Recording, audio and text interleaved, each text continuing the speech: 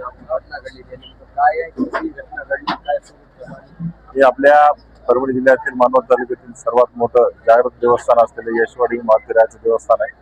या ठिकाणी दर शनिवारी जवळपास 25,000 ते 50,000 भाविक दर्शनासाठी येतात आणि मंदिर संस्थांच्या वतीनं या जे सभा मंडप राजस्थानी नगरमध्ये जे बांधकाम करत आहेत ते काही कारणास्तव बऱ्याच दिवसापासून काम बंद होतं.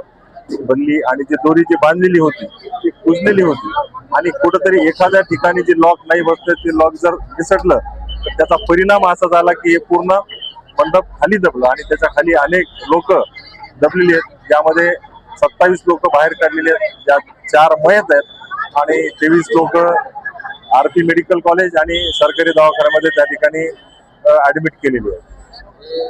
काम सुरू होऊन किती दिवस झाले आणि गुत्तेदारांनी हे काम बऱ्याच दिवसापासून सुरू आहे आणि त्यामध्ये अंतिम टप्प्यात आलेलं काम होतं. अंतिम टप्प्यामध्ये हे काम पूर्णत्वास जात होतं.